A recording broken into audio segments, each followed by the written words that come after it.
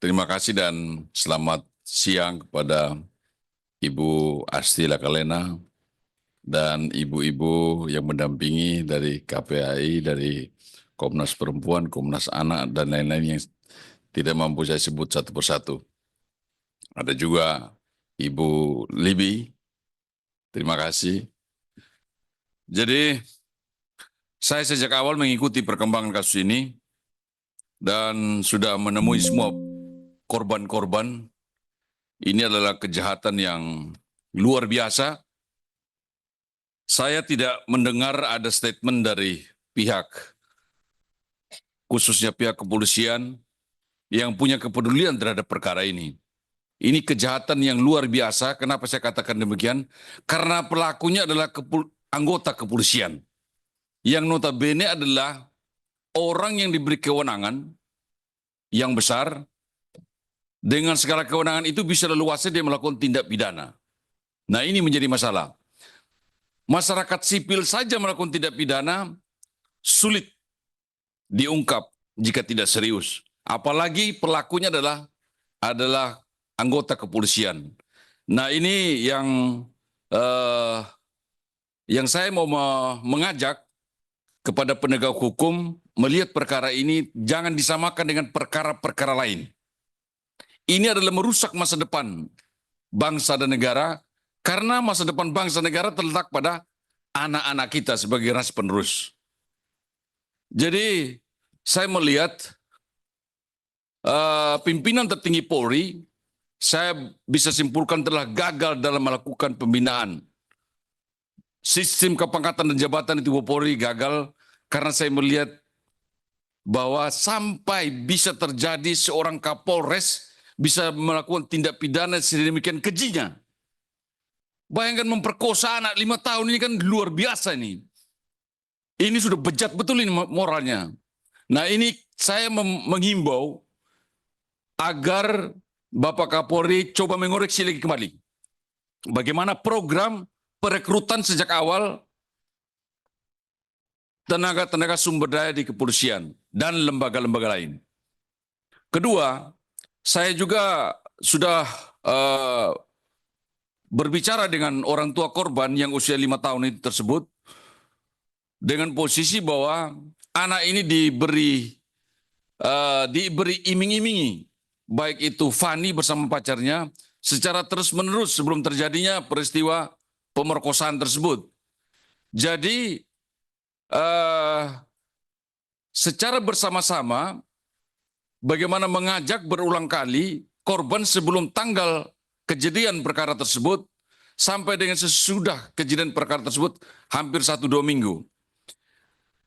Saya mengkritisi tentang kebijakan Polda NTT dengan menempatkan saudara Fani satu-satunya tersangka. Konstruksi hukum yang terbangun dari cerita ibu korban mengatakan bahwa bagaimana peran pacarnya si Fani bersama-sama mengajak berulang kali dari mulai sebelum kejadian, setelah kejadian tersebut berminggu-minggu. Jadi saya pandang bahwa orang mengetahui saja tindak pidana tidak melapor dapat dipidanakan dan dinyatakan bersalah. Apalagi pacar si Fani ini yang menyupir kendaraan tersebut bersama-sama mengajak keliling kota Kupang sejak awal sampai dengan setelah kejadian tersebut. Yang lebih miris lagi setelah kejadian tersebut, mereka itu selalu mengantar pagi, selalu mengantar malam, dan menjemput pagi. Setiap hari. Itu adalah suatu tindakan di mana dia mengkondisikan secara psikis anak tersebut tidak berkata-kata, tidak menyampaikan keluhannya kepada orang tua. Dia memastikan secara dekat bahwa setiap hari dalam pantauan mereka agar anak ini tidak bicara sampai dengan masa pemulihan kesehatannya.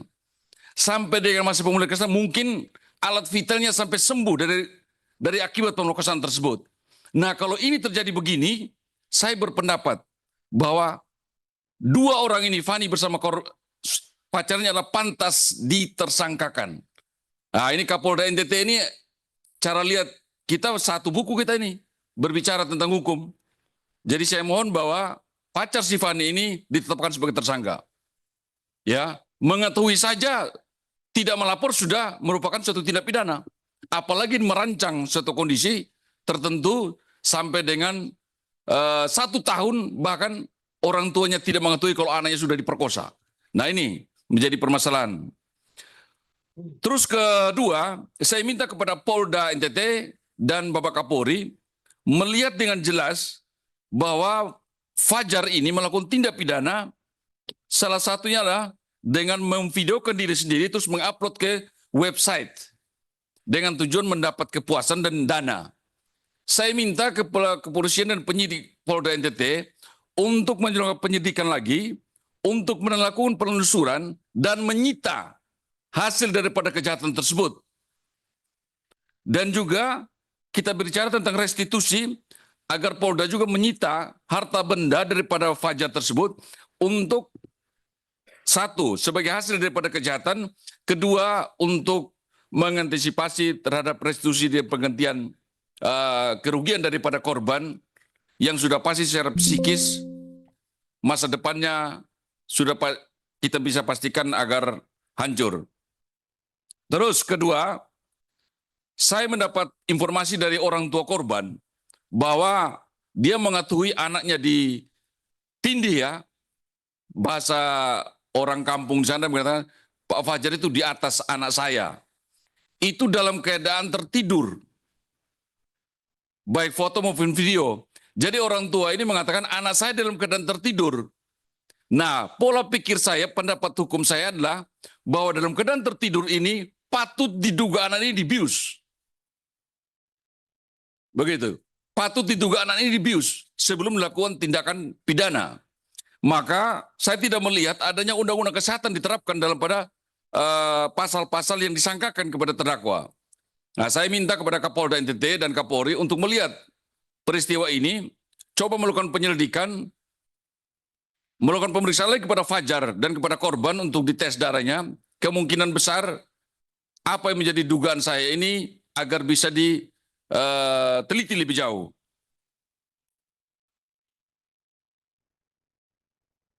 Dan kami mungkin itu saja masukan dari saya. Lebih lanjut teman-teman akan mendapat pendapat hukumnya. Terima kasih.